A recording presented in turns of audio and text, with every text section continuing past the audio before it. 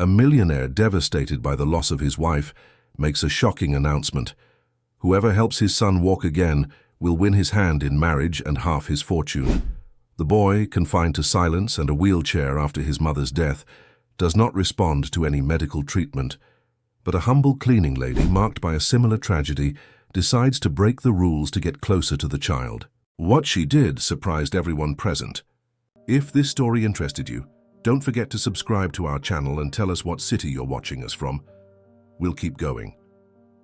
The cameras flashed incessantly as Maxwell Reed, with dark circles under his eyes and a perfectly tailored suit that couldn't hide his exhaustion, stood before a sea of reporters in the Grand Hall of Reed Tower in San Francisco. The 52-year-old tech billionaire, founder of Reed Medical Innovations, looked nothing like the confident industry titan featured on Forbes' cover just 18 months ago. His voice, though firm, carried an undercurrent of desperation that silenced even the most seasoned journalists. "I'll marry and give half my fortune, estimated at $4.2 billion, to whoever can help my son walk again," Maxwell announced, his knuckles white against the podium. "The doctors say there's nothing physically wrong with him, but since Elizabeth's passing, Aiden hasn't taken a single step. I've consulted every specialist in the country. I've tried everything." Questions erupted like wildfire, but Maxwell's security team quickly ushered him away, leaving his PR director to handle the frenzy. The headlines would spread across the nation by nightfall, drawing mixed reactions of sympathy, skepticism, and opportunism. In a modest apartment 15 miles away in Oakland, Olivia Hayes scrubbed bathroom tiles in Mrs. Hernandez's home, earning her daily wage as a cleaning lady. The small radio in the corner broadcasted the afternoon news, and she froze when she heard Maxwell Reed's announcement. Her hands, rough from years of cleaning chemicals, and once elegant when forming signs in American Sign Language, trembled slightly. "Everything okay, dear?" Mrs. Hernandez asked, noticing Olivia's sudden stillness. "Yes, ma'am, just caught by surprise with the news," Olivia replied, tucking a strand of chestnut hair behind her ear.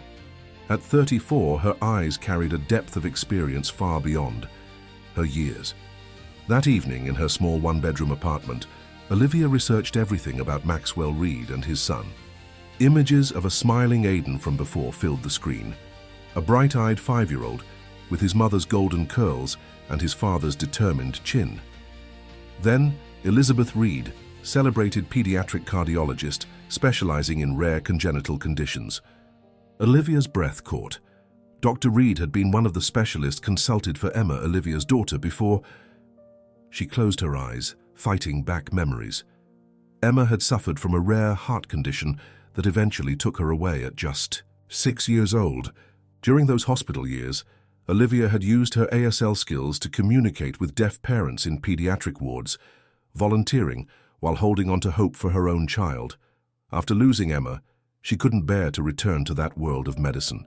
And sign language, too many memories, too much pain. A notification blinked on her screen. Reed residents seeking housekeeping staff. The coincidence seemed too perfect to ignore. Olivia stared at the job listing, her fingers hovering over her keyboard. This wasn't about the money or the absurd marriage proposal. Something deeper pulled at her, a connection she couldn't explain.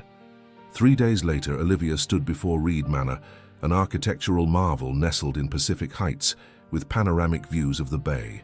The interview with Mrs. Winters, the stern-faced house manager, felt more like an interrogation. "Your references check out, Miss Hayes, though I see gaps in your employment history." Olivia nodded. "Personal circumstances required me to take time off." Mrs. Winters' eyes narrowed slightly. "This position requires absolute discretion and adherence to rules.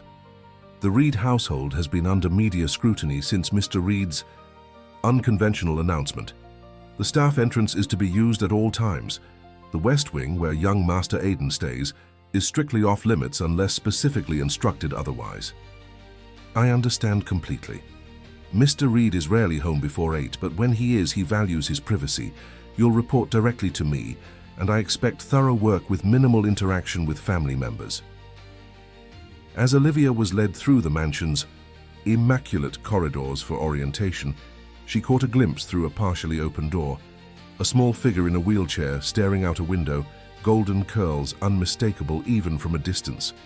Aidan Reed sat motionless, a stuffed lion clutched in his hands, his gaze fixed on the garden beyond. Her heart constricted, but she followed Mrs. Winters without comment. Olivia began work the next day, methodically cleaning the mansion's east wing. The house was beautiful but felt hollow, expensive furniture perfectly arranged, artwork strategically placed, but lacking the warmth of a home. Photographs of Elizabeth Reed appeared throughout, her brilliant smile preserved behind glass, her memory maintained like a shrine. On her third day, while polishing banisters near the forbidden West Wing, Olivia heard a crash. Instinctively, she rushed toward the sound, finding herself in a sunlit playroom. Aidan sat in his wheelchair, a fallen book beside him on the floor, his small face twisted in frustration as he tried and failed to reach it. She should leave immediately, call for his nurse, but something in his expression so reminiscent of Emma's determination stopped her. The boy hadn't noticed her yet. "Hello there," she said softly. "Would you like some help?" Aidan's head snapped up, his eyes, startlingly blue like his mother's, widening in surprise. He didn't speak, didn't move, just stared at her with an intensity that felt like recognition, though they'd never met. Olivia approached slowly, picked up the book, The Little Prince, and rather than simply handing it to him, she set it on his lap. Then, with deliberate movements, she signed, "My name is Olivia," her fingers dancing through the ASL alphabet. Aidan watched, transfixed by the movement of her hands. "I used to talk with my hands all the time," she explained gently. "Sometimes, when our voices get stuck, our hands can speak for us." She signed a simple phrase, "Nice to meet you." For a brief moment, so brief she might have imagined it, Aidan's fingers twitched, as if considering movement. Then his nurse, Nancy, appeared. In the doorway. "What are you doing in here?" The nurse's voice was sharp with alarm. "Staff isn't allowed in Master Aidan's quarters." "I'm sorry," Olivia said, straightening quickly. "I heard something fall and—" "You need to leave now." Mrs. Winters was very clear about the rules. Olivia nodded, offering Aidan an apologetic smile. "Enjoy your book." As she turned to leave, she felt something she hadn't felt in years, a sense of purpose stirring within her. The boy in the wheelchair with silent hands and silenced legs needed something no doctor had given him. Not medicine, not therapy, but a different language altogether, one that might bridge the gap between trauma and healing. That night, in her apartment, Olivia pulled out an old box from her closet, teaching materials from her ASL interpreter days, including colorful cards with simple signs. She selected a few basics. "Hello," "Please," "Thank you," "Friend." Emma had loved these cards, practicing signs alongside her mother, even though she could hear perfectly well. "What am I doing?" Olivia whispered to herself, running her fingers over the laminated cards. Breaking rules on her first week could cost her this job.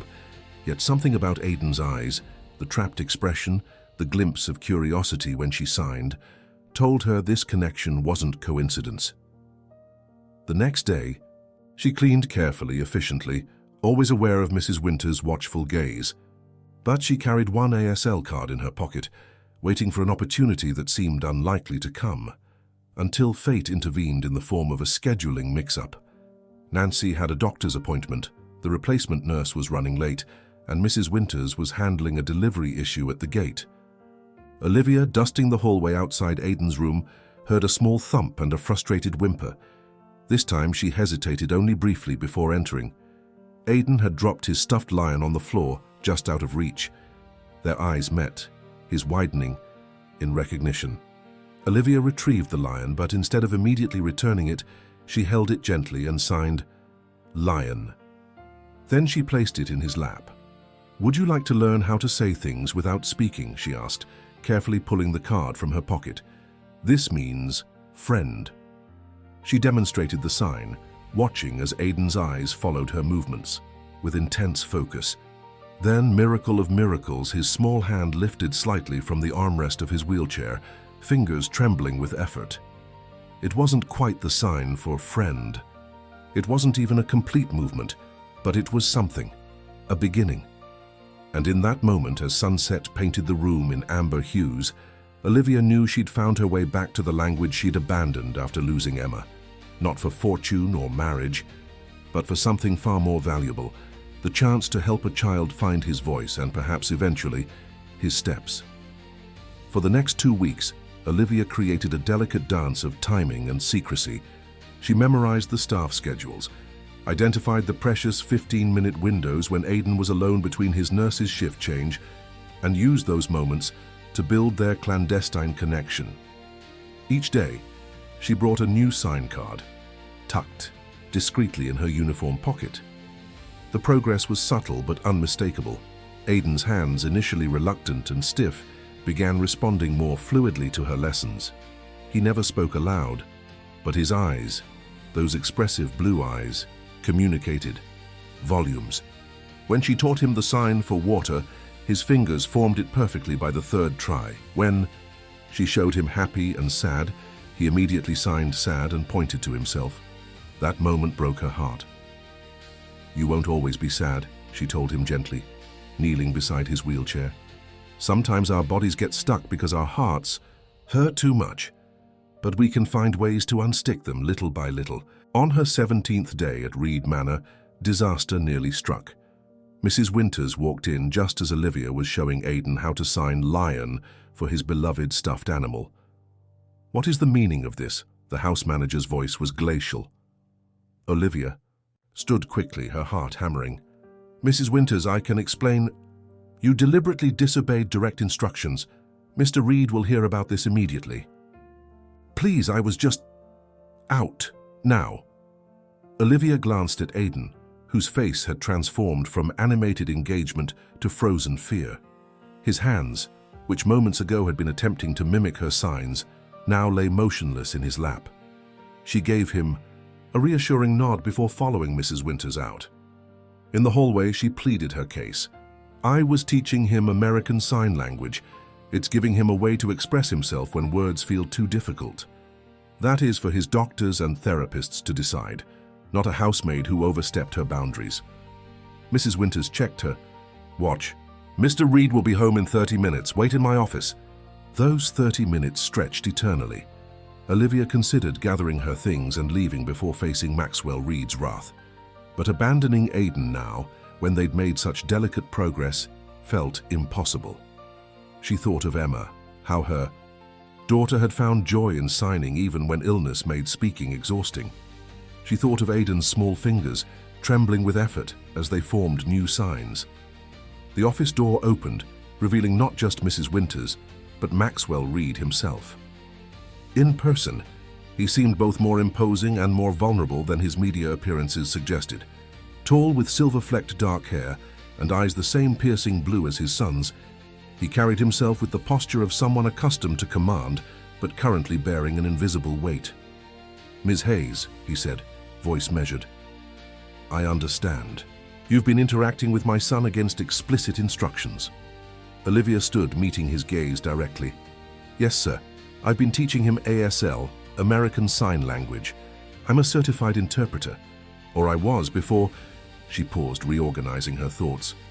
"Your son can't or won't speak, and he doesn't move his body. But his hands responded to signing. It gives him a way to communicate without requiring him, to break through whatever psychological barrier is keeping him from speaking or walking." Maxwell's expression remained unreadable. "And what qualifies you to make this assessment when teams of pediatric psychiatrists have failed?" The question stung, but Olivia answered honestly. "I once worked with traumatized children who lost their ability to speak. Sign language gave them a bridge back to communication. I'm not claiming to fix what happened to Aidan. I'm just offering him an alternative path to express himself." "Mr. Reed," Mrs. Winters interjected, regardless of her intentions, she deliberately violated household protocols. Maxwell silenced her with a raised hand, his focus unwavering from Olivia. "Why did you seek employment here specifically, Ms. Hayes? Did my public announcement attract you? The promise of wealth and marriage?" "No," Olivia said firmly, though she understood his suspicion. I came because I recognized your late wife's name. Dr. Elizabeth Reed was consulted on my daughter Emma's case years ago. Emma had hypoplastic left heart syndrome. Olivia swallowed hard. She didn't survive, but your wife was brilliant and compassionate during the most difficult time of our lives. Something shifted in Maxwell's expression, surprise, recognition, perhaps a flicker of shared pain. Olivia continued, I saw Aidan on my first day here, and he reminded me so much of Emma. That same look children get when they're trapped in failing bodies. I couldn't help but want to reach him. Silence filled the office. Maxwell moved to the window, looking out at the manicured gardens where a swing set stood untouched. How many signs does he know? He finally asked, his back still turned. 12 so far. He recognizes more than he can form. His favorite is lion for his stuffed animal. Maxwell turned, his professional facade momentarily cracked to reveal raw emotion. He hasn't communicated in any way since Elizabeth's heart attack 8 months ago. Not a word, not a gesture. His therapist said he might respond to art therapy. Music therapy, nothing worked. And you're telling me he's learned 12 signs in 2 weeks? Yes, sir, and if given the chance, he could learn many more. Something that might have been hope flickered across Maxwell's face. Show me. 15 minutes later, they stood in Aidan's playroom. The boy's eyes widened when he saw his father enter with Olivia, confusion and fear replacing his usual blank expression. It's okay, Aidan, Maxwell said gently. Ms. Hayes isn't in trouble. She tells me you've been learning a special way to talk with your hands. Aidan's gaze darted between them. Olivia knelt to his eye level. Can you show your dad some of the signs we practiced? She signed, hello, slowly. Aidan remained frozen, his earlier progress seemingly evaporated under pressure and confusion. It's okay, she reassured him. Maybe lion. Remember how we practiced for your favorite toy? Still nothing. Olivia's heart sank as she felt Maxwell's hope waning behind her. Perhaps this was a misunderstanding, he began. But then, slowly, Aidan's right hand lifted. With trembling fingers, he formed an approximation of the sign for lion, then pointed to his stuffed animal. Maxwell inhaled sharply. Emboldened, Olivia signed happy and sad, asking Aidan which he felt. After a moment's hesitation, he signed sad again. Why sad? Olivia signed and spoke simultaneously. Aidan's hands moved in a new pattern, one she hadn't taught him. It took her a moment to recognize his attempt at scared. He's scared. She translated for Maxwell, whose eyes had grown suspiciously bright. I didn't teach him that one. He must have observed it somewhere and remembered. Scared of what, buddy? Maxwell asked, kneeling beside Olivia. Aidan pointed to his wheelchair, then to his father, his movements becoming agitated. I think, Olivia interpreted carefully, he's afraid you'll be disappointed if he doesn't walk again. Maxwell's composed facade crumbled entirely. No, Aidan, never. I just want you to be okay, however that looks. He reached for his son's hand, then paused, looking at Olivia. How do I say, I love you? She demonstrated the sign, and Maxwell copied it perfectly, directing it to his son. Aidan's eyes welled with tears, but for the first time since Olivia had seen him, they weren't tears of frustration or emptiness. He attempted to return the sign with his small hands. That evening, Maxwell called Olivia into his study, a warm room lined with books that felt more personal than the rest of the mansion. Mrs. Winters informs me you were hired as household staff, but your background is much more specialized, he said, gesturing for her to sit. Your references mentioned exceptional work as an ASL interpreter at Oakland Children's Hospital. Olivia nodded. I left that position after Emma. Coming back to the pediatric environment was too difficult. Yet here you are, working with a child again. It wasn't my intention when I applied, but seeing Aidan, it felt like a second chance to use what I know. Maxwell studied her for a long moment. I'd like to create a new position for you. Communication specialist for Aidan. You'll work directly with his therapy team to incorporate ASL into his recovery program. The position includes a substantial salary increase and relocation to the staff apartment on the property for easier access. Olivia's breath caught. That's very generous, but "This isn't about my announcement, Miss Hayes. This is about my son responding to you when he's responded to no one else." His voice softened. Elizabeth would have approved of this approach. She always said medicine was as much about communication as it was about treatment. "I accept," Olivia said simply. "But I should tell you, I don't believe Aiden's inability to walk is purely psychological, at least not in the way his doctors might think. It's not that he won't walk, it's that he's afraid to move forward because movement means leaving things behind." Maxwell's expression betrayed his confusion. "When Emma was slipping away," Olivia explained, her voice steady despite the pain of remembrance, "she stopped trying to get out of bed, even on her better days." The child psychologist explained that sometimes staying still is a child's way of stopping time, of preventing more loss. She met his gaze directly. "I think Aiden is afraid that if he moves forward, literally, he's leaving his mother behind." Understanding dawned on Maxwell's face, followed by a flash of anguish quickly controlled. He cleared his throat. "Then we'll have to show him that carrying someone in your heart is different from leaving them behind." As Olivia left the study, she felt a curious sensation, as if Elizabeth Reed and Emma were somehow orchestrating this unlikely connection from wherever they were, creating a bridge between four broken hearts. Olivia's new role transformed her, life as dramatically as it changed the atmosphere in Reed Manor. The staff apartment, a spacious one-bedroom with a private entrance and a small terrace overlooking the rose garden, was more luxurious than any place she'd ever lived. Her new schedule allowed her dedicated hours with Aiden, coordinating with his medical team and therapists, all of whom viewed her initially with skepticism that gradually evolved into cautious appreciation. Dr. Wallace, Aiden's pediatric psychiatrist, was particularly resistant at first. Sign language may provide temporary communication, but it could become a crutch that prevents verbal recovery, he argued during a team meeting 1 month into Olivia's new position.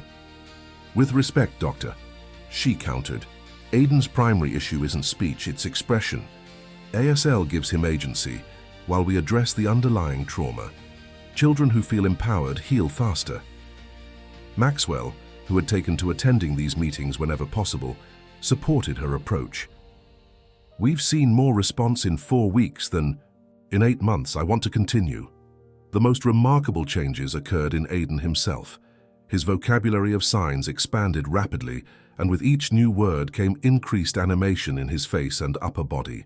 He remained wheelchair-bound, but Olivia noticed he no longer held his legs with the same rigid tension.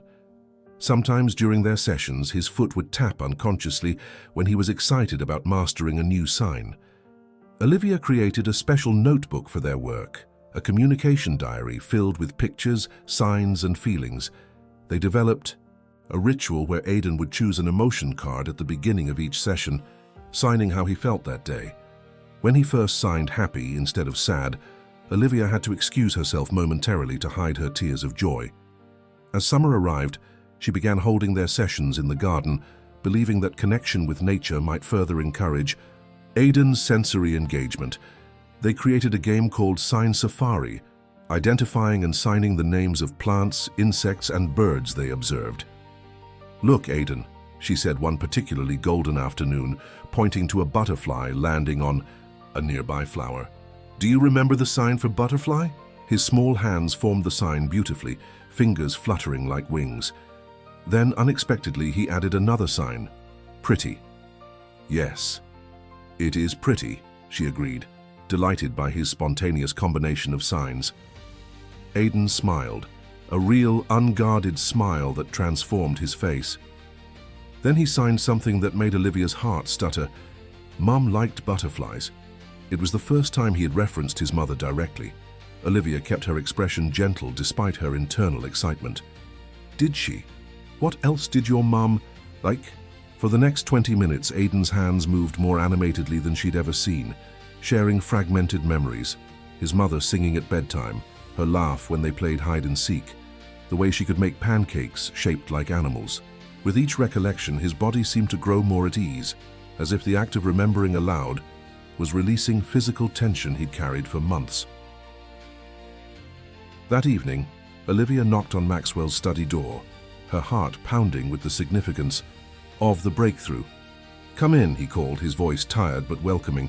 She found him surrounded by documents, his laptop open to what appeared to be medical research papers. Since their initial confrontation, their relationship had evolved into a respectful partnership focused on Aiden's welfare. But there remained a careful distance, the invisible boundary between employer and employee, between a grieving widower and the woman helping his son. "Sorry to interrupt," she began, "but something important happened today." As she relayed Aiden's memories of Elizabeth, Maxwell's expression transformed. The professional veneer slipped away, revealing naked vulnerability that made him appear younger, less guarded. "He hasn't spoken about her at all," he said, voice thick with emotion. "The therapist said not to push, that he'd talk when ready, but months passed and—" He ran a hand through his hair, a gesture Olivia had come to recognize as a sign of overwhelm. "Thank you for this, for all of it." "He's doing the real work," she said gently. "I'm just providing the tools." "No, it's more than that." Maxwell stood, moving to the window that overlooked the garden where they'd sat earlier. "You have an intuition about him that none of the specialists have shown. Maybe because of Emma, you understand his language before he even signs it." The eye. Mention of her daughter didn't hurt as it once might have. Somehow helping Aiden had begun healing parts of Olivia she'd thought permanently broken. "Would you?" Maxwell hesitated, seeming uncharacteristically uncertain. "Would you join us for dinner tonight? Aiden usually eats with Nancy, but I think it would do him good to practice his signs in a different social context, and I'd like to hear more about these memories he shared." The invitation surprised her. Staff didn't dine with the family. That boundary remained clear despite her special position, but the request wasn't just professional. There was something personal in Maxwell's expression, a reaching out that had nothing to do with employer and employee. "I'd like that," she answered simply. Dinner in the formal dining room felt strangely intimate despite the grandeur of the space.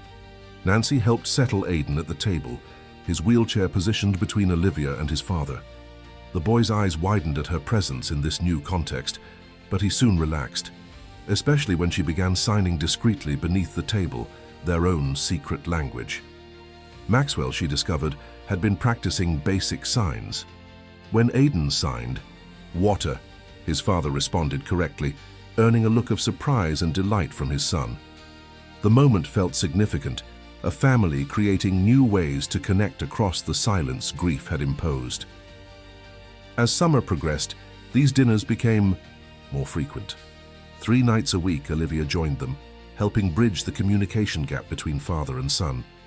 She watched as Maxwell learned to interpret Aiden's emotions and needs through his signs, and how the boy gradually revealed more of his personality, curious, occasionally mischievous, with his mother's artistic sensibility and his father's determination. "He used to love drawing," Maxwell mentioned one evening as they watched Aiden's sketch in his communication notebook. "Elizabeth was the artistic one in the family. I can barely manage stick figures, but she could create entire worlds with just a pencil."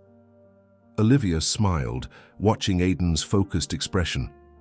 "He has that same concentration. What did Elizabeth do with her artwork?" "Nothing professionally. Medicine was her calling, but our house in Tahoe is filled with her landscapes." His voice softened with memory. She said drawing helped her see details others missed, which made her a better doctor. These glimpses into their life before tragedy struck revealed the depth of what had been lost. Not just Elizabeth herself, but the family's entire way of being in the world. Yet Olivia also witnessed something new taking shape. Not a replacement for what was gone, but a different kind of connection, born from shared grief and the painstaking work of moving forward. One rainy afternoon in late July, Olivia arrived at the manor to find unexpected tension. Mrs. Winters informed her that Aiden had experienced a difficult night, refusing to sleep, becoming agitated when Maxwell had to leave for an early morning meeting. "He's been inconsolable," Nancy reported as Olivia entered the boy's room. "Won't eat, barely responds to questions." Aiden sat in his wheelchair by the window, tears streaming silently down his face. When he saw Olivia, his hands moved in frantic, disjointed signs, some she recognized, others too jumbled to interpret. Slow down, Aiden, she soothed, kneeling before him. One sign at a time. His hands trembled as he signed. Dad gone. Like, Mom gone. Understanding dawned painfully. For Aiden, his father's absence had triggered the primal fear that had paralyzed him 8 months ago, the terror of another permanent loss. Your dad had a meeting, she explained, gently signing as she spoke. He'll come back this afternoon. Aiden shook his head vigorously, signing no repeatedly. Olivia made a quick decision. Nancy, could you ask Mrs. Winters to call Mr. Reed? This is important. While they waited, Olivia helped Aiden transfer to the couch, where they sat together. With his communication notebook, she guided him through drawing his feelings, a technique they'd developed for complex emotions that simple signs couldn't capture. Aiden drew a small figure in a wheelchair, alone in an empty house. The starkness of the image revealed the depth of his abandonment fears. When Maxwell called, Olivia explained the situation, speaking carefully to convey urgency without alarm. I think Aiden needs concrete reassurance that when people leave, they can still come back. I'll reschedule the rest of my meetings, Maxwell said immediately. I can be home in 30 minutes. While they waited, Olivia used Aiden's drawings to address his fears directly. She added to his picture, drawing a door with a figure returning, then another illustration of a calendar with days marked off, showing the passage of time and consistent return of loved ones. When Maxwell arrived, slightly breathless from rushing, Aiden's entire body seemed to sag with relief. The boy signed frantically, "Thought you gone forever." Maxwell's face reflected understanding and heartbreak simultaneously. He knelt beside the wheelchair, signing and speaking. "I will always come back to you, Aiden. Always." That evening, after Aiden had finally fallen asleep, Maxwell invited Olivia to the patio for coffee. The garden lights illuminated the space, softly, creating an atmosphere of intimacy as rain continued to patter gently on the canopy above them. "Dr. Wallace says today was significant," Maxwell said, passing her a steaming mug. Aiden articulated his core fear, abandonment. It's the first time he's directly connected his emotional state to his physical condition. Olivia nodded, warming her hands on the ceramic. He's beginning to process his trauma through communication. That's a crucial step. Because of you. Maxwell's gaze held hers with unexpected intensity. You've created a bridge when everyone else built walls. She looked away, suddenly self-conscious. I just understood what he needed because I've been where he is, frozen by grief, unable to move forward. And yet you did move forward, eventually, with help. She hesitated, then added, and now, in a way, Aiden is helping me too. Working. With him. It's healing parts of me I thought were permanently broken. The admission felt vulnerable, crossing the careful boundaries they'd maintained. But in that moment, with rain falling around their sheltered space, professional distinctions seemed less important than human connection. Two people united by loss and unexpected hope. Maxwell's hand moved across the table, not quite touching. Hers but close enough to signal a shift in their dynamic. Elizabeth would have liked you, he said softly. She valued authenticity above all else. Something unspoken passed between them, a recognition that their relationship had evolved beyond its original parameters. Not romance, not yet, but something equally significant. Trust built in the crucible of shared vulnerability. As Olivia returned to her apartment that night, she felt an unfamiliar lightness.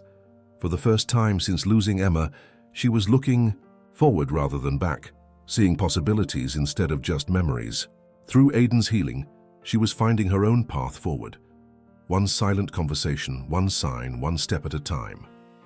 August brought a heat wave to San Francisco and an unexpected visitor to Reed Manor.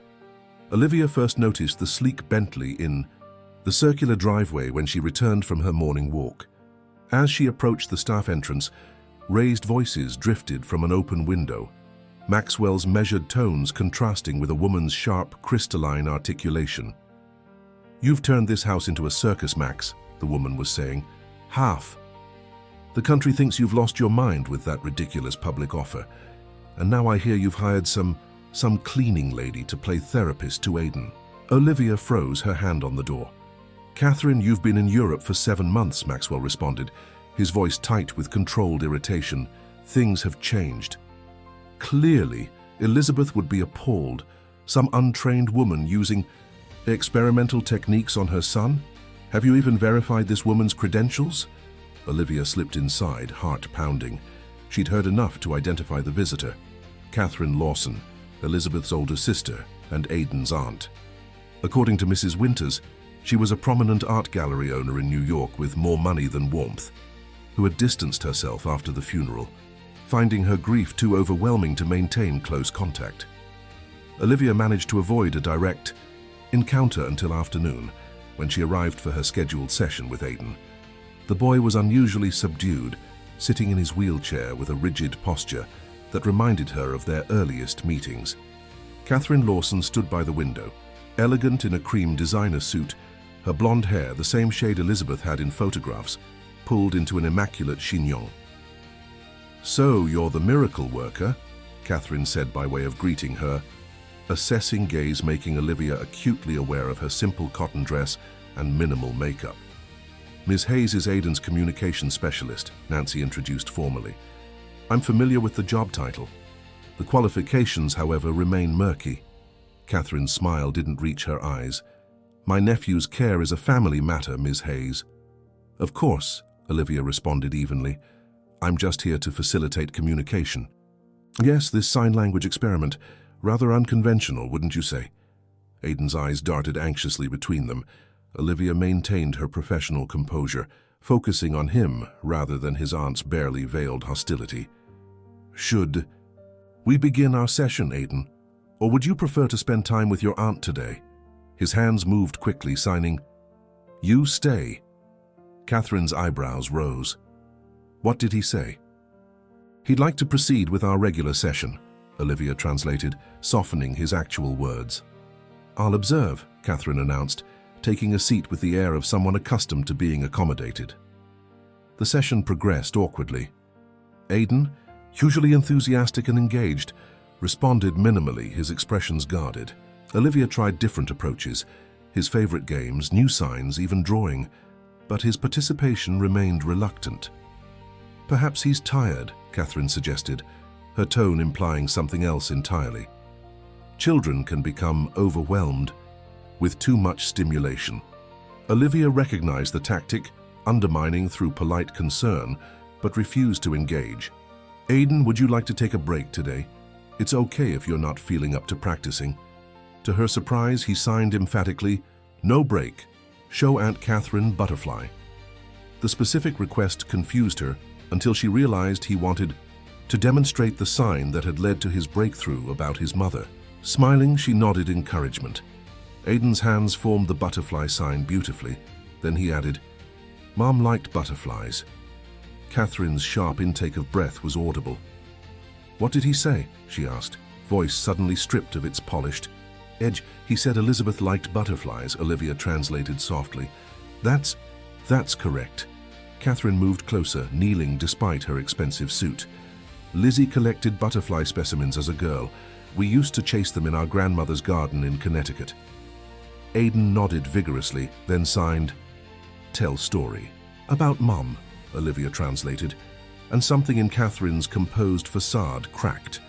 For the next 20 minutes, she shared memories of Elizabeth's childhood, her determination to rescue injured animals, her secret hideout in the attic, her terrible attempt at cutting her own bangs before picture day. With each story, Aidan leaned forward in his wheelchair, his eyes wide and hungry for connections to the mother he'd lost. When Nancy arrived to announce lunch, Catherine seemed startled to find herself sitting on the floor, her perfect chignon, slightly disheveled, one hand resting comfortably on Aidan's armrest. "We'll continue later," she promised him, rising gracefully and straightening her suit. To Olivia, her expression was less hostile but more complex. Reluctant respect mingled with lingering suspicion. That evening, Maxwell invited Olivia to his study after Aidan was asleep. She found him with Catherine, the siblings-in-law sharing what appeared to be an uneasy truce over glasses of scotch. "Ms. Hayes," Catherine acknowledged, more formally than her earlier confrontational tone, but still coolly. My brother-in-law believes I owe you an apology for my skepticism this morning. No apology necessary, Olivia responded. Your concern for Aidan is understandable. Catherine has reviewed your work with Dr. Wallace, Maxwell explained. She's here for 2 weeks and would like to be involved in Aidan's therapy during her stay. Catherine swirled her scotch. I've been absent. After Elizabeth, she trailed off, composing herself. It was easier to stay away than to see constant reminders of her. That was selfish. Grief has no rule book, Olivia said quietly. Perhaps not, but 7 months is long enough to hide in European galleries. Catherine set down her glass with precision. I'd like to learn some of these signs. For Aidan. The request surprised Olivia, but she recognized its significance, a bridge being extended, however tentatively. The following days established a new rhythm. Catherine attended Aidan's sessions, gradually learning basic signs with unexpected aptitude. Her presence added a dimension Olivia hadn't anticipated: family history. Catherine brought photos, heirlooms, and stories that connected Aidan to his mother's childhood, creating continuity where there had been only a painful void. Maxwell observed this development with cautious optimism. She was Elizabeth's rock. During medical school, he confided to Olivia during one of their evening debriefs. After the wedding, things got complicated. Catherine thought Elizabeth was wasting her talent in pediatrics instead of pursuing surgical brilliance. They were still working through that when he left the sentence unfinished, as he often did when approaching the edge of his grief. By the second week of Catherine's visit, something unexpected occurred. During an evening when Maxwell was delayed at work, Catherine invited Olivia to join her for dinner on the terrace, not in her professional capacity but as a companion. You're not what I expected, Catherine admitted, as twilight settled over the garden. When Max described a former housemaid teaching my nephew sign language, I imagined some opportunistic gold digger. Olivia kept her expression neutral, despite the sting. And now? Now I see someone who genuinely cares about Aidan's welfare. Catherine studied her with the same intensity Maxwell sometimes displayed, but I'm still curious about your motivation. This goes beyond professional dedication. The moment called for honesty. Your sister consulted on my daughter's case 4 years ago. Emma had hypoplastic left heart syndrome. Recognition dawned in Catherine's eyes. Elizabeth mentioned a particularly difficult case, a single mother, a child with a severe congenital defect. That was us. Emma passed away despite everyone's best efforts. Dr. Reed was extraordinarily compassionate throughout. Olivia paused, the words still difficult even years later. When I saw the news about Aidan, something just connected. I didn't come here expecting to work directly with him. I certainly didn't come for Maxwell's public offer. Yet here you are, becoming increasingly important to both Aidan and Max. Catherine's tone wasn't accusatory, merely observational. I'm doing my job. We both know it's more than that. Catherine's gaze was penetrating. The staff talks. You three have dinner together regularly. Max has been consulting you on decisions that have nothing to do with Aidan's therapy. You've become integrated. The observation made Olivia uncomfortable, partly because it highlighted dynamics she herself had been carefully avoiding examining too closely. Aidan's recovery requires family participation. And what happens when he recovers fully? When he no longer needs ASL because he's speaking and walking again? What then, Ms. Hayes? The question struck at Olivia's deepest unacknowledged fear, that her purpose in this household was temporary, that success would render her unnecessary. Then I'll have done my job, she said simply. Catherine's expression softened unexpectedly. You remind me of Elizabeth, that same stubborn dedication to helping others at your own expense. She sipped her wine thoughtfully. Just be careful. This family has already experienced profound loss. Dependencies form easily in such environments. The warning lingered in Olivia's mind over subsequent days, highlighting the blurring boundaries of her role. She found herself pulling back slightly. During family moments, maintaining professional distance despite the genuine warmth she felt toward both Aidan and Maxwell. Maxwell noticed the change. One evening, after Catherine had taken Aidan for a special aunt-nephew dinner in his room, he confronted Olivia in the garden. "Have I done something to make you uncomfortable?" He asked directly. "No, of course not." "Then why the sudden formality? Last week you were Olivia, this week you're Ms. Hayes again." She hesitated, searching for the right words. "Your sister-in-law made some observations that gave me perspective. My role here is professional, and it's important to maintain appropriate boundaries."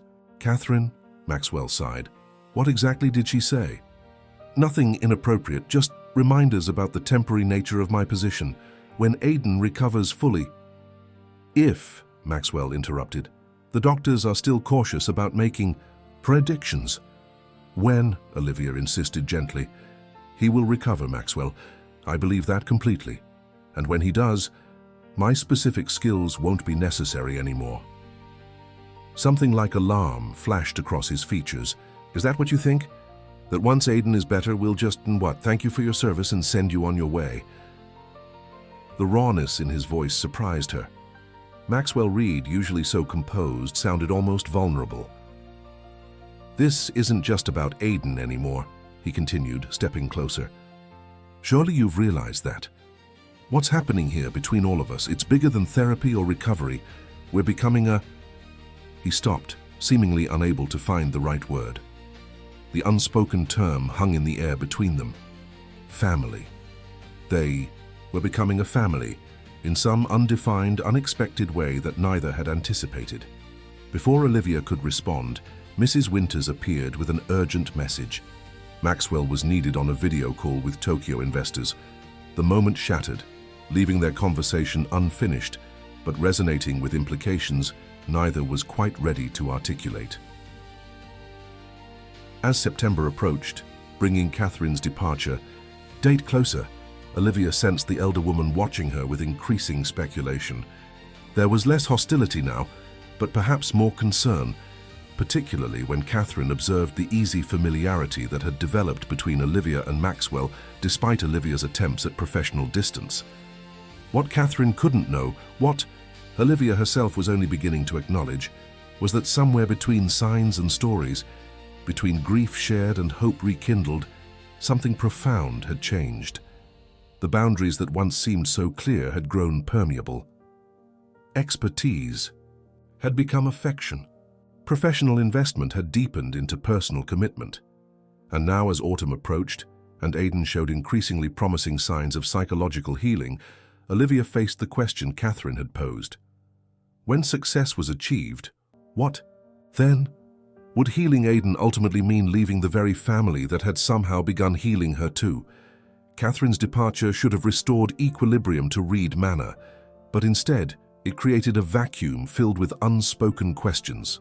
The day after she left for New York, Olivia arrived for Aidan's morning session to find him unusually agitated, his hands signing rapidly. "Aunt Catherine said you might leave." The accusation stunned her. "I'm not leaving, Aidan," she assured, him kneeling beside his wheelchair. "Why would you think that?" His signs became more distressed. "Heard Aunt Catherine talking to Dad. Said you might leave when I get better." Olivia chose her words carefully, aware of the vulnerability behind his fear. "My job is to help you communicate and eventually to help you walk again. But even when you're all better, I won't just disappear. Promise?" His small hands formed the sign with intensity. The ethical complexities of such a promise weren't lost on her. Professional boundaries warned against personal guarantees, especially to a child as emotionally fragile as Aidan. Yet the genuine distress in his eyes demanded honesty. "I promise I will always care about you," she said finally. "Oh, and any changes would happen slowly with lots of preparation, no sudden disappearances." The answer seemed to satisfy him for the moment, but the conversation haunted Olivia throughout the day. Catherine's parting words echoed in her mind. "Be careful with their hearts, Miss Hayes. They've already been broken once." That evening she found Maxwell in the kitchen, a rare sight, as he rarely ventured into staff domains. He stood at the counter, attempting to decipher the settings on The espresso machine, his sleeves rolled up and tie loosened after what had clearly been a long day. "Need help?" she offered, moving beside him to demonstrate the correct buttons. "Technology defeated by technology," he joked, gesturing between himself and the machine. "I can design medical devices that save lives, but apparently making coffee is beyond my capabilities." The casual moment felt strangely intimate. Maxwell Reed, billionaire innovator, fumbling with household appliances while Olivia guided his hand to the right setting. Their fingers brushed briefly, and she withdrew perhaps too quickly, the memory of Catherine's warnings fresh in her mind. Maxwell noticed her reaction. "Catherine said something to upset you before she left, didn't she?" Olivia busied herself with mugs. "Aidan mentioned something this morning, about me potentially leaving when he recovers." Maxwell's expression darkened. Catherine overstepped, again. Whatever she implied, she was trying to protect you both, Olivia interrupted gently. And she raised valid questions about the future. "My position was created for a specific purpose. If Aidan regains speech and mobility, that purpose disappears." "So you're already planning your exit?" His voice held an edge she'd never heard before, something almost like hurt beneath the professional veneer. "No, I'm being realistic. Professional relationships evolve based on need." Maxwell set down his coffee with deliberate care. "Is that all this is to you? A professional relationship with an expiration date?" The question laid bare the complicated truth they'd been circling for weeks. What had begun as a clear-cut professional arrangement had evolved into something neither had anticipated, a bond that defied simple categorization. "You know it's not," she admitted quietly. "But that makes it more important to consider boundaries, not less." "Catherine suggested I run a background check on you," he said abruptly. "Said I was being naive, that your story was too convenient to be coincidence." The revelation stung, more than she expected. "And did you?" "I told her it was unnecessary. That I trust you with my son, which is more than I can say for most people since Elizabeth." He paused, collecting himself. But she persisted. Said if I wouldn't protect this family, she would. A chill ran through Olivia. "What are you saying?" "She hired a private investigator to look into your background." The admission seemed to pain him. "I found out yesterday after she left. I should have stopped her, and I'm sorry I didn't." Olivia's hands gripped the counter. "And what did this investigator find that was so concerning?" "Nothing inappropriate," Maxwell assured her quickly. "Your credentials checked out.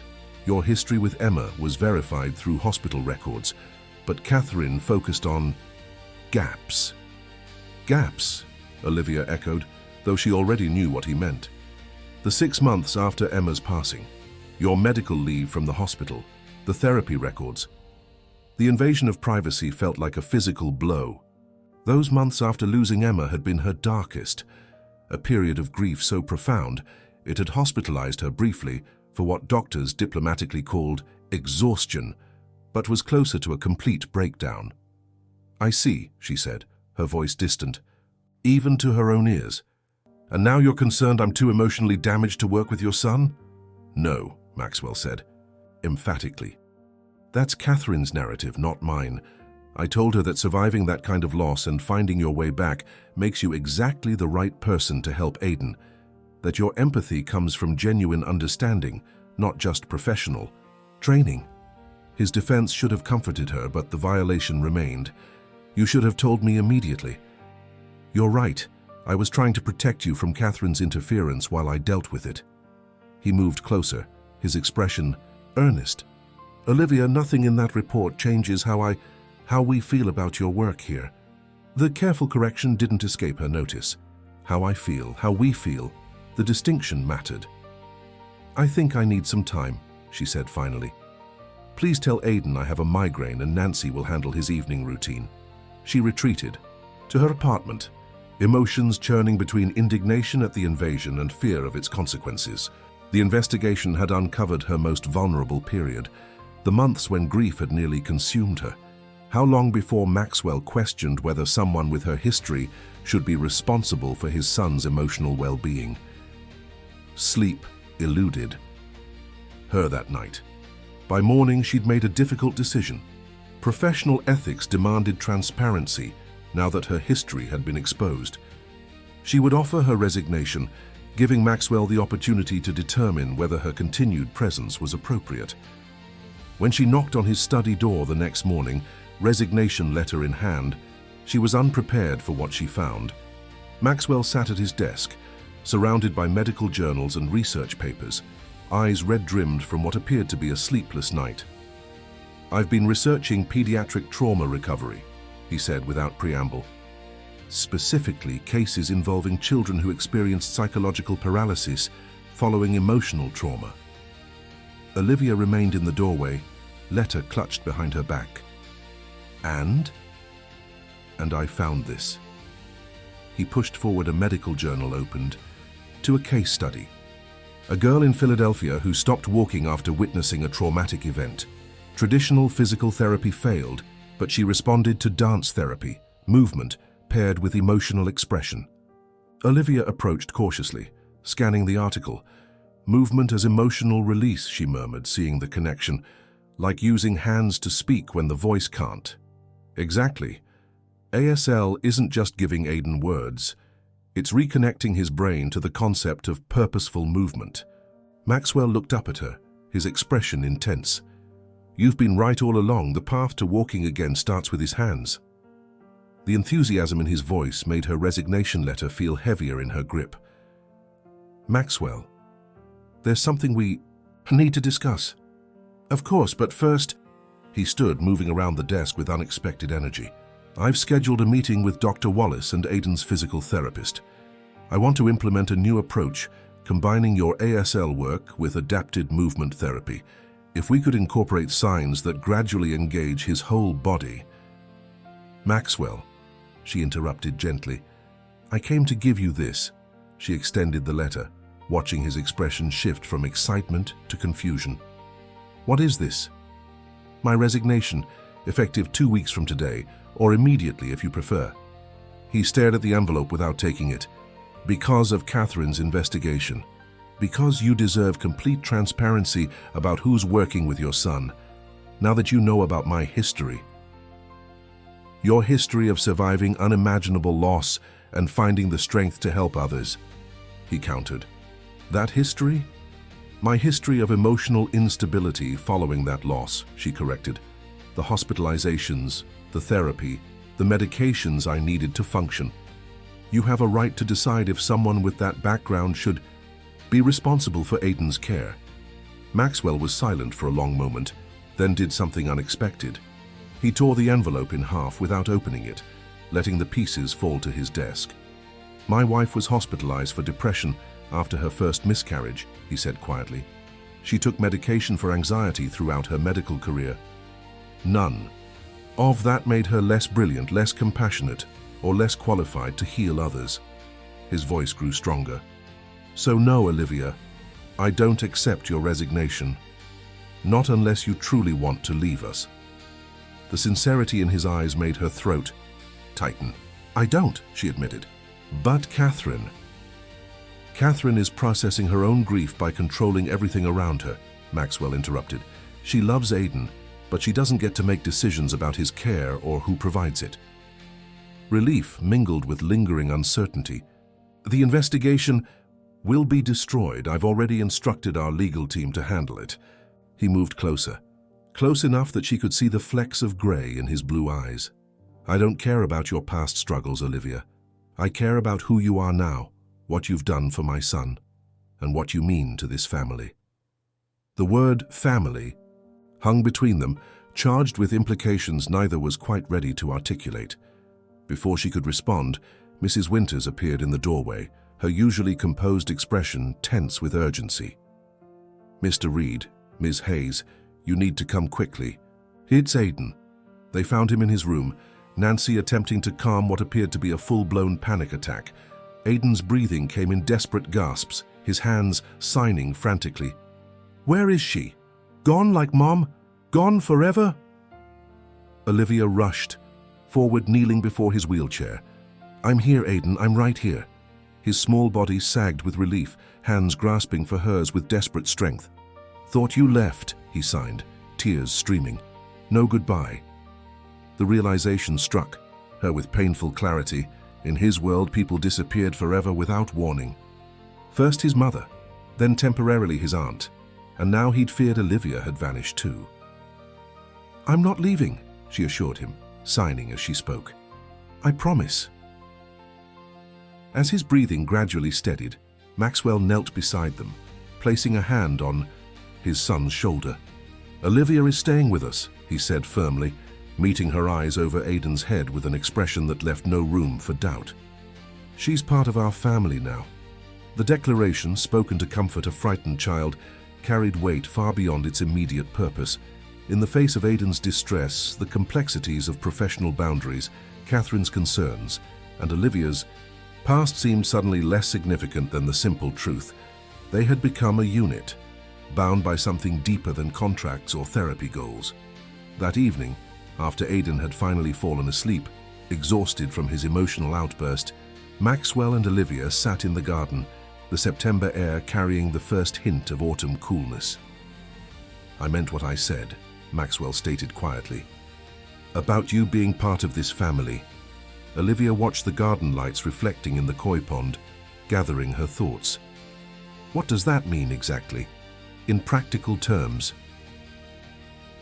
it means I'm not evaluating your position based on whether Aidan regains full speech or mobility. It means I recognize that what you've brought to this house goes beyond professional expertise. He paused, weighing his next words carefully. And it means I've started to imagine a future where you remain in our lives regardless of how Aidan's recovery progresses. The admission hung in the night air between them, not quite a declaration of personal feelings, but something adjacent to it. A possibility, a path neither had anticipated when she first arrived at Reed Manor as a housemaid 6 months ago. I've imagined that too, she confessed, but it's complicated. Because of Emma? She nodded. And Elizabeth. They'll always be part of who we are. They should be, Maxwell agreed. Moving forward doesn't mean forgetting. The simplicity of his understanding touched her deeply. For years after Emma's passing, well-meaning friends had encouraged Olivia to move on, as if grief were a station to depart rather than a landscape to navigate. Maxwell knew better. He recognized that new connections didn't erase previous bonds. They existed alongside them, creating a more complex but potentially richer emotional terrain. As they sat in companionable silence, Olivia felt something shift. Not dramatically, but fundamentally. The resignation letter she'd offered that morning seemed like an artifact from another timeline. Whatever happened next, whether her role evolved or transformed entirely, she knew one thing with certainty. Her place in this unexpected family was no longer contingent on professional necessity alone. It had grown roots that ran deeper than credentials or contracts. Those roots would soon be tested in ways none of them could anticipate. Even as they sat peacefully in the garden, Catherine Lawson was boarding a red-eye flight from New York to San Francisco, clutching a file containing information her investigator had only just discovered, details about Olivia's past that would challenge everything the emerging family had begun to build together. Catherine Lawson arrived at Reed Manor unannounced on a foggy Thursday morning, her unexpected return creating immediate tension throughout the household. Olivia, working with Aidan on a new set of emotional expression signs, heard the commotion from the garden room, Catherine's crisp voice cutting through Mrs. Winter's formal greeting. "Where is my brother-in-law?" Catherine demanded. "This can't..." "Wait." Aidan's hands stilled mid-sign, his expression shifting from concentration to anxiety. "Aunt Catherine sounds angry," he signed, his movements becoming smaller, more hesitant. "Adults sometimes use loud voices when they're concerned," Olivia explained, gently, though her own pulse had quickened. "Let's continue with our lesson." But Aidan's attention had scattered, his eyes darting toward the door. When Maxwell appeared 10 minutes later, his face tight with controlled frustration, Olivia knew something significant had occurred. "Aidan, buddy, how about an early lunch with Nancy today? She mentioned making your favorite grilled cheese." Maxwell's tone was deliberately light, though his eyes conveyed a different message to Olivia. Once Aidan had been wheeled away, Maxwell closed the garden room door. "Catherine's back. She's demanding to speak with both of us immediately." "Both of us?" Olivia echoed, unease settling in her stomach. "What's happened?" "She claims to have discovered something critical about your past that I need to know." His expression softened. "Whatever it is, we'll handle it together." They found Catherine in Maxwell's study, pacing before the windows with predatory grace. She wore a tailored black suit that seemed purposefully intimidating, her blonde hair pulled into a severe bun. A thick manila folder lay on Maxwell's desk. "Finally," she said, turning sharply at their entrance. "I've been waiting." "You could have called before flying across the country," Maxwell pointed out, his tone measured but cool. "What was so urgent, it couldn't wait?" Catherine's gaze fixed on Olivia. "I believe Miss Hayes knows exactly what this is about." Olivia maintained her composure despite the accusation. "Actually, I don't, but I'm willing to listen." "Then allow me to enlighten everyone." Catherine flipped open the folder with theatrical precision. "When my initial investigation seemed too clean, too perfect, I had my investigator dig deeper. Hospital records, court documents, newspaper archives from smaller publications. She extracted a photocopied news article, particularly focusing on the circumstances surrounding your daughter's final hospitalization. The direction of her inquiry sent ice through Olivia's veins, but she remained outwardly calm. "My daughter's medical history is well documented. I'm not sure what you think you've discovered." "Not her medical history," Catherine corrected sharply. "The investigation into potential parental negligence that followed her final admission." Maxwell's head snapped toward Catherine. "What are you talking about?" "There was an internal hospital review," Catherine continued, reading from the document. "Questions were raised about delayed medical intervention. Apparently, Emma Hayes showed symptoms of cardiac distress for nearly 12 hours before being brought to the emergency room. The accusation hung in the air like poison. Olivia's carefully constructed professional demeanor threatened to shatter, memories flooding back with brutal clarity. Emma's unusual fatigue that morning, symptoms that resembled her previous cold, the gradual realization something was seriously wrong, the frantic rush to the hospital, the devastating code blue. "That investigation cleared me completely," Olivia said quietly, her voice steadier than she felt. "I followed every protocol Emma's doctors established for monitoring her condition." "The Hospital Ethics Committee might have cleared you officially," Catherine pressed, "but the documentation shows Emma's condition deteriorated significantly during those hours. Hours when a more attentive parent might have recognized the severity sooner." Maxwell stepped forward, his expression darkening. "That's enough, Catherine." "Is it? When you've entrusted your son, your vulnerable, traumatized son, to someone with this history?" She turned back to Olivia. "The psychological evaluation following Emma's passing noted significant guilt complex and recurring thoughts about alternative outcomes. You blamed yourself for not recognizing her symptoms earlier." "Of course I did," Olivia acknowledged, emotion finally breaking through her composure. "Every parent who loses a child replays every moment, wondering what they could have done differently. That doesn't mean I was negligent." "Perhaps not legally," Catherine conceded with cold precision. "But morally, emotionally, you've appointed yourself as Aidan's savior while carrying this unresolved trauma and guilt. How can we be certain you're not using him as some form of redemption, a second chance to make up for what happened with Emma?" The accusation struck with surgical accuracy, targeting doubts Olivia herself had examined during sleepless nights. Was her connection to Aidan partly driven by unresolved guilt? Did she see in him a chance for the outcome she couldn't secure for Emma? Before she could formulate a response, Maxwell stepped between them, his voice low with controlled anger. "You've gone too far, Catherine.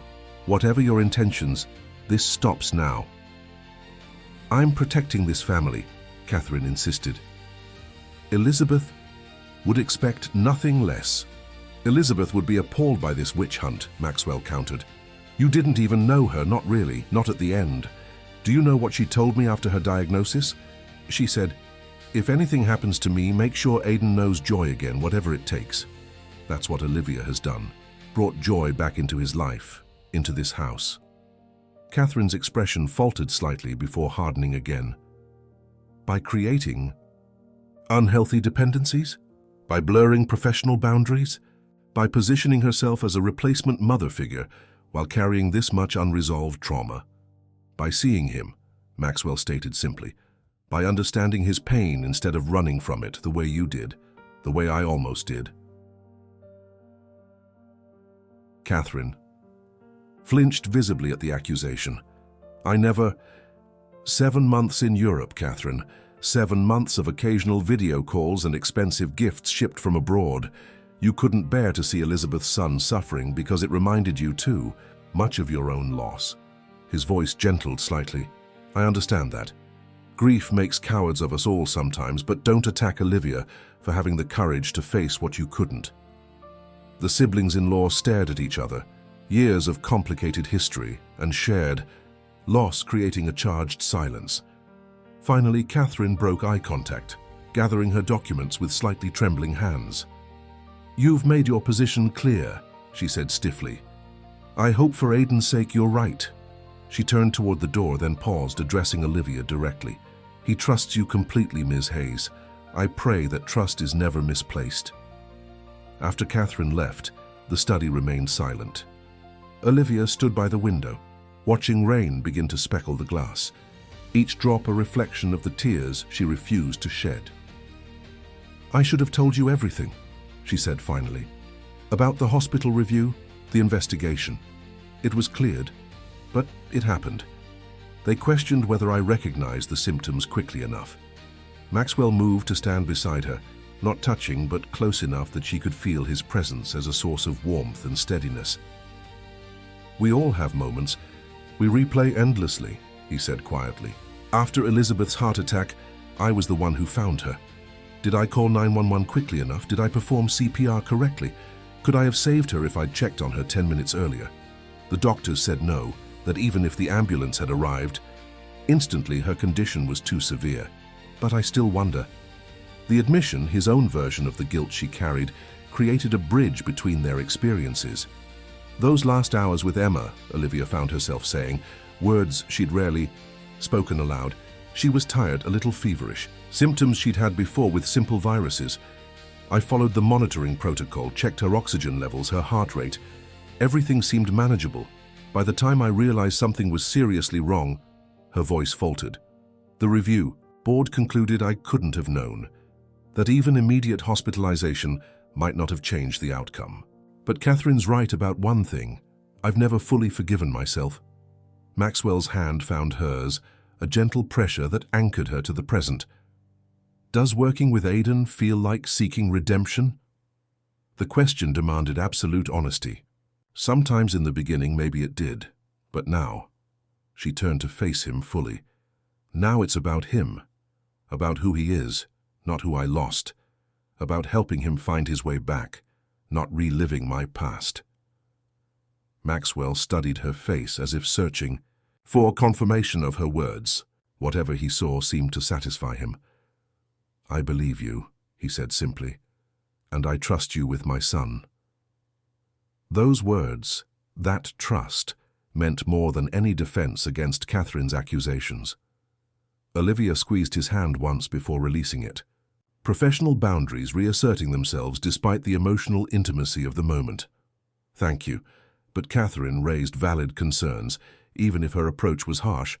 I should be more mindful of maintaining appropriate therapeutic distances. With Aidan, Maxwell shook his head. That's exactly what he doesn't need. More distance, more clinical detachment. He needs connection, genuine connection with people who understand his pain and believe in his recovery. And what about after recovery? Olivia asked, voicing the question that had lingered since Catherine's first visit. When he no longer needs ASL or therapeutic support? Maxwell's expression shifted, something unguarded and vulnerable emerging. That's what I've been trying to tell you. This isn't just about Aidan's recovery anymore. It's about... He hesitated, seeming to search for the right words. It's about the family we're becoming, the three of us. The admission hung between Them too significant to dismiss, too complex to immediately embrace. Before Olivia could respond, a knock at the study door interrupted the moment. Nancy appeared, her expression troubled. "I'm sorry to interrupt, but Aidan is quite upset. He's asking for Miss Hayes. He keeps signing something about Aunt Catherine taking her away." Children's perceptiveness often exceeded adults' attempts at protection. Somehow Aidan had sensed the threat Catherine posed to the fragile family unit they'd created. Olivia and Maxwell exchanged a glance of shared understanding before heading to Aidan's room. They found him in his wheelchair by the window, his small face streaked with tears, hands moving in agitated signs. "Don't go, please don't go." Olivia knelt before him, taking his hands gently in hers. "I'm not going anywhere," she promised, signing as she spoke. "Aunt Catherine is angry," he signed back. "She doesn't want you here." Maxwell joined them, positioning himself at eye level. Aunt Catherine was confused, he explained carefully. "She didn't understand how important Olivia is to us." "To our family?" Aidan signed, the question innocent yet profound in its implications. Maxwell met Olivia's eyes over his son's head, a silent question in his gaze. She gave a small nod, acknowledging what they'd both been gradually accepting. "Yes, buddy," Maxwell confirmed, signing alongside his words. "To our family." The simple declaration calmed Aidan visibly. He reached for his communication notebook, flipping to a blank page and beginning to draw with determined concentration. Maxwell and Olivia watched as an image took shape. 3 stick figures holding hands, with 2 smaller figures floating above them, adorned with what appeared to be wings. "That's us," Aidan signed, pointing to the ground-level figures, "and that's Mom and Emma watching us." The innocence of his understanding that somewhere Elizabeth and Emma were connected, watching over this newly formed family, brought unexpected tears to Olivia's eyes. In Aidan's world, there was no conflict between past and present, no contradiction in forming new bonds while honoring those lost. His wisdom, born from trauma and healing, transcended adult complexities. Later that evening, after Aidan had finally fallen asleep, Olivia found herself drawn to the garden. The rain had stopped, leaving everything glistening under soft landscape lighting. She wasn't entirely surprised when Maxwell joined her, 2 mugs of tea in hand. "Chamomile," he said, offering one to her. "Seems like a day that calls for calming influences." They sat in comfortable silence for a while, the events of the day settling around them like the mist over the garden. "Catherine left for the airport," Maxwell eventually said. "She sent a text. Not quite an apology, but a retreat. I still have concerns, but I recognize my approach was unnecessarily confrontational." "Progress, of sorts," Olivia offered with a small smile. "She's not wrong about everything," he admitted. "This situation is unorthodox. Professional boundaries have blurred, but I can't find it in myself to regret that." The honesty in his voice created space for her own. "Neither can I, but it does raise questions about the future. Such as what happens next, for all of us." She turned to face him directly. "Aidan is making remarkable progress. He's communicating fluidly through ASL, engaging emotionally, showing increased physical responsiveness. Sooner rather than later, he might start speaking again, might take his first steps. When that happens, my professional role becomes obsolete." "But your place in our lives doesn't," Maxwell said with quiet certainty, "unless that's what you want." The question beneath his statement was clear. Did she want a future with them beyond professional obligations? Could she imagine building something permanent from what had begun as temporary healing? Before she could respond, a sound from the house caught their attention. Aidan's voice, small but distinct, calling out in his sleep. They both rose automatically, moving toward the house with the synchronized awareness of people accustomed to responding together. As they approached Aidan's room, they heard it again. Not distress, but words. Actual spoken words after 8 months of silence. "Dad, Livia." They paused in the doorway, witnessing a miracle neither had dared to fully expect so soon. Aidan remained asleep, but his voice, rusty from disuse yet unmistakably his, had returned, calling for the two people who had created safety in his world again. In that moment, standing side by side in silent wonder, something crystallized between them. The journey wasn't over. In many ways, it was just beginning. But the direction was clearer now, illuminated by a child's trust and the unexpected family they'd formed through shared grief and healing. Whatever came next, they would face it together. October painted the San Francisco hills in autumn colors, as Reed Manor underwent a transformation of its own. Aiden's first spoken words in his sleep had broken a psychological dam. Though still primarily communicating through ASL, he now occasionally verbalized simple phrases, yes, no, please, and most frequently, Livia, his name for Olivia, that bridged his silent and spoken worlds. Dr. Wallace called it a cascading breakthrough, one system of communication reinforcing another, creating new neural pathways. Aiden's physical therapist noted increased movement in his legs during their sessions, involuntary responses that suggested his body was remembering its capabilities. On a crisp Saturday morning, Olivia introduced a new technique she'd been researching for weeks, dance signing, a form of ASL that incorporated broader body movements with traditional hand signs. The garden room had been cleared of furniture, soft mats laid across the floor, and gentle music played from hidden speakers.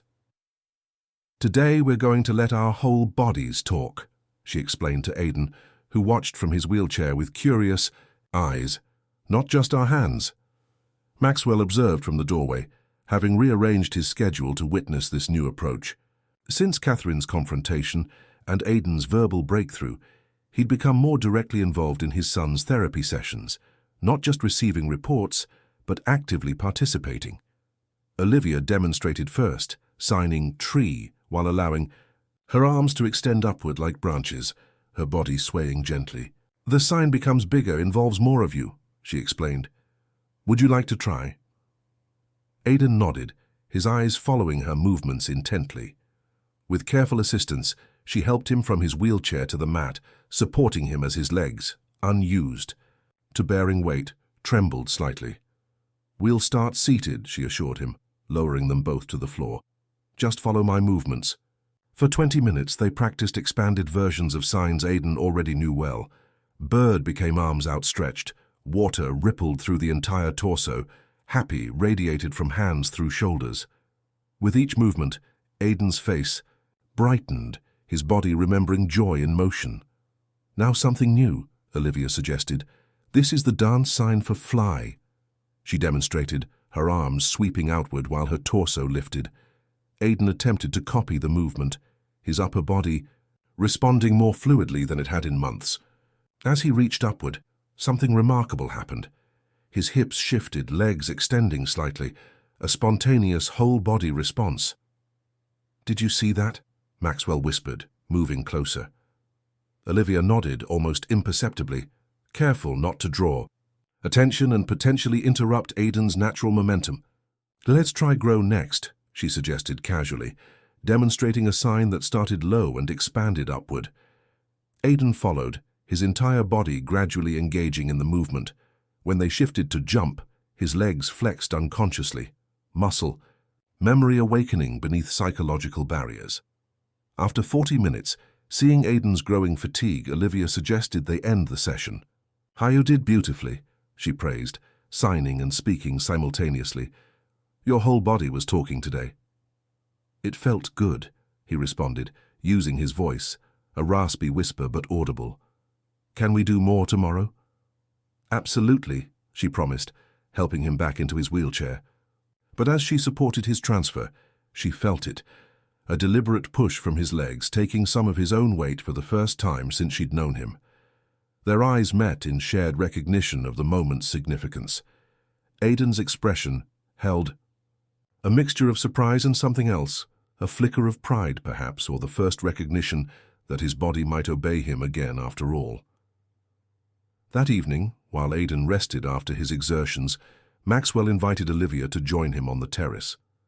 The cityscape sparkled below them, fog rolling gently over the Golden Gate Bridge in the distance. He'd prepared dinner himself, a simple pasta dish that revealed surprising culinary skill. Elizabeth was the cook in the family, he explained, with a self-deprecating smile. But I've been teaching myself. Aidan deserves homemade meals, not just chef services. The meal reflected the changing dynamic of the household. Less formal, more personal, a family finding its own rhythms rather than adhering to inherited structures.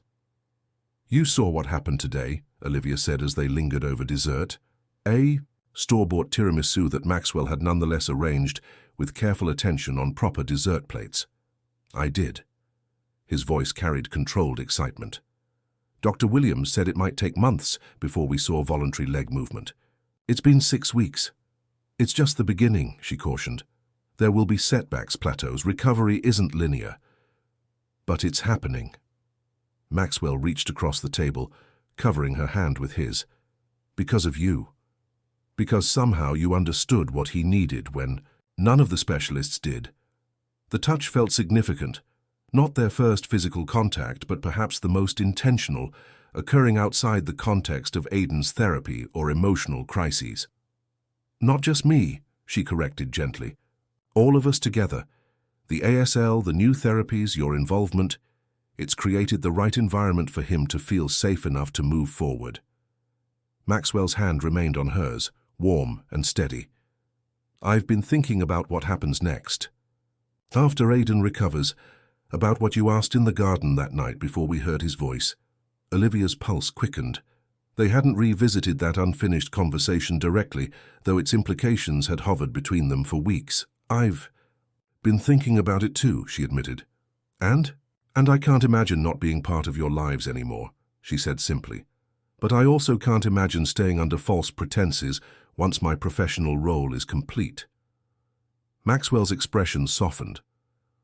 What if there were other reasons for you to stay, reasons that have nothing to do with professional obligations? The question hung in the evening air, laden with possibility. Before she could respond, Mrs. Winters appeared at the terrace door, her expression apologetic but urgent. I'm sorry to interrupt, Mr. Reed, but Mr. Harrington is on the line from Tokyo. He says it's regarding the regulatory approval for the cardiac stent project. Maxwell sighed. The interruption of their personal moment by business demands a familiar pattern. I'll take it in my study. Please excuse me, Olivia. Left alone on the terrace, Olivia found herself at a crossroads. The cardiac stent project. She'd learned enough about Reed Medical Innovations to recognize its significance. The company's pioneering pediatric cardiac devices had been Elizabeth's passion, continued by Maxwell after her passing. This particular project had been in development for years, potentially offering hope to children with conditions similar to Emma's. The convergence felt meaningful, Emma and Elizabeth still present in their work, in their purpose, even as something new took shape between the survivors. Inside the house, Aidan called for her. She found him awake in bed, clutching his communication notebook. I made something for you, he signed, handing her the book open to a new page. The drawing showed 3 figures, recognizably Maxwell, Aidan, and Olivia, standing together. Unlike his previous drawings, where Aidan had depicted himself in a wheelchair, this image showed all 3 standing, holding hands. This is beautiful, she said, genuinely touched. Is this how you see us? He nodded, then signed something that caught her completely off guard. My family. The simple declaration, coming from a child who had lost so much yet found the courage to rebuild, moved her deeply. I'm honored to be part of your family, Aidan. Forever? He signed, the question piercing in its directness. Forever was a promise she'd been careful not to make, aware of the ethical complexities and uncertain future. Yet looking into Aidan's hopeful eyes, she found herself unable to equivocate. I would like that very much, she answered truthfully. His response was immediate and joyful, arms extended for a hug she gladly provided, feeling his small body press against hers with complete trust. After Aidan finally drifted back to sleep, Olivia found herself drawn to Elizabeth's study, a room that had remained largely untouched since her passing. Maxwell had mentioned it contained Elizabeth's research and personal medical library, resources that might help as they developed new approaches for Aidan's physical therapy. The room felt surprisingly alive. Bookcases filled with medical texts and journals, walls adorned with framed medical degrees alongside children's artwork, a large desk positioned to catch morning light. This had been Elizabeth Reed's sanctuary, the place where brilliance and compassion had manifested as medical innovation. Olivia moved carefully through the space, feeling not like an intruder, but a respectful visitor. On the desk stood a framed photograph she hadn't seen before.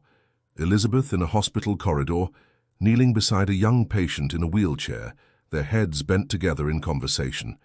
The compassion in her expression was striking. That was taken at Oakland Children's Hospital. Maxwell's voice came from the doorway. During her pediatric cardiology fellowship, Olivia turned, startled. "I'm sorry, I was looking for resources on movement therapy and—" "It's all right," he assured her, entering the room. "This space should be used, not preserved as a shrine." Elizabeth would have hated that. He joined her at the desk, gently lifting the photograph. She believed that medicine wasn't just about treating conditions, it was about seeing the whole child, understanding their fears, their hopes. His voice carried not just grief now, but pride and reverence. "That's what you do with Aiden. You see him completely." The parallel moved her. "She sounds remarkable." She was. Maxwell replaced the photograph carefully. "And she would approve of what's happening here, of you, of how you've helped our son find his way back." The possessive, plural "our son" didn't escape her notice. It reflected the reality that had evolved organically over months of shared care and concern. "The Tokyo call," she inquired, changing the subject. "Was it good news?" "Very. The pediatric cardiac stent just received regulatory approval for clinical trials in Asia. It's designed specifically for congenital heart conditions, minimally invasive, expandable as the child grows. Like Emma's condition," she realized aloud. He nodded. "Elizabeth began the research after consulting on a case 4 years ago, a young girl with hypoplastic left heart syndrome." The connection stole her breath. "Emma." "I can't be certain. It was her specifically, but the timing aligns. Elizabeth came home deeply affected by a case, a young girl with a severe condition, a single mother doing everything possible." His expression softened with realization. "It could very well have been Emma who inspired this project." The revelation created another bridge between their separate griefs. Elizabeth and Emma connected, not just in memory, but in concrete purpose, a medical innovation that might help future children facing similar challenges. "Life creates the strangest circles," Olivia murmured. "I came here because I recognized Elizabeth's name from Emma's case. Now we discover Emma might have influenced Elizabeth's research, and that research continued after Elizabeth's passing, just as your work with children continued after Emma's," Maxwell added. "Different paths, same destination." The parallel illuminated something she'd felt, but hadn't fully articulated, that their respective journeys through grief had led them to complementary forms of healing, his through medical innovation, hers through communication and connection. Maxwell moved to the window, gazing out at the night-darkened garden. "I need to show you something." He led her to his study, retrieving a document from his safe, a formal legal agreement bound in blue leather with gold embossing, the infamous marriage contract that had accompanied his desperate public announcement nearly 7 months ago. "This needs to go," he said firmly, holding it between them. "Whatever happens next between us has to be entirely separate from this theatrical desperation." With deliberate movements, he tore the document in half, then quarters, continuing until it became confetti in his hands. The symbolic destruction of the contract that had initially brought Olivia to Reed Manor felt like closing one chapter before opening another. "I don't want you to stay because of a promise made in public despair," he continued, letting the pieces fall into the wastebasket. "I want you to stay because we've built something real, something unexpected but valuable." Olivia watched the fragments settle, feeling a similar release. "I never came for the contract, Maxwell, you know that." "I know." His voice softened as he moved closer. "But I want whatever comes next to be completely untainted by it. No questions, No doubts, no Catherine Lawsons of the world suggesting ulterior motives. The consideration behind the gesture touched her deeply. Maxwell Reed, accustomed to building business empires and medical innovations, was approaching their personal connection with the same thoughtful precision, clearing obstacles, creating clean foundations. "What does come next?" she asked, finally voicing the question they'd been circling. "That depends on what you want," he answered, his characteristic confidence giving way to vulnerability. "I know what Aidan wants. He's made that abundantly clear. I know what I want. But you're the one who came into this situation with professional intentions that evolved into something neither of us anticipated." The honesty of his approach deserved equal candor. "I've spent 3 years defining myself by loss, as Emma's mother who failed her, as an interpreter who abandoned her calling. Coming here started as seeking redemption, but it became something else entirely." She met his gaze directly. "It became about building rather than recovering, about future rather than past. And does that future include us? Not just professionally, not just temporarily?" The question laid bare what had been developing between them, a connection built not on romantic gestures or conventional courtship, but on shared purpose, mutual respect, and the gradual recognition of complementary strengths. "Yes," she said simply, "if we move forward carefully, mindfully, Aidan's recovery remains the priority." "Always," Maxwell agreed. "But his recovery includes emotional healing, having a stable family, seeing adults who care for each other as well as for him." The term family no longer felt presumptuous or premature. It had been earned through months of shared challenges, collaborative problem-solving, and vulnerable moments. "I've never been good at taking things slowly," Maxwell admitted with a rueful smile. "Business, research, even with Elizabeth, once I recognized what mattered, I moved decisively. But this is different. This needs time, space to develop naturally." His understanding that their situation required patience rather than his typical, bold action confirmed what Olivia had come to appreciate about him. Beneath the public image of the brilliant, decisive CEO was a man capable of profound emotional intelligence. "One day at a time," she suggested, offering her hand. "One step at a time, like Aidan's recovery." He took her hand, the gesture sealing their agreement to move forward together, however undefined the path might be. The following morning brought the moment they'd been unconsciously working toward for months. During their dance signing session, as Olivia and Aidan practiced the sign for walk, extending its movement to involve the entire body, something extraordinary happened. With Maxwell watching from his now customary spot in the doorway, Aidan suddenly gripped the parallel bars they'd set up for support. His face contorted with determination as his legs, trembling but purposeful, took on his weight. "I'm going to walk," he announced clearly, his voice stronger than they'd ever heard it, "like in my drawing." Olivia positioned herself at the end of the bars, while Maxwell moved to stand behind his son, ready to catch him if needed. Neither rushed to help. Something in Aidan's expression warned against interference with his hard-won agency.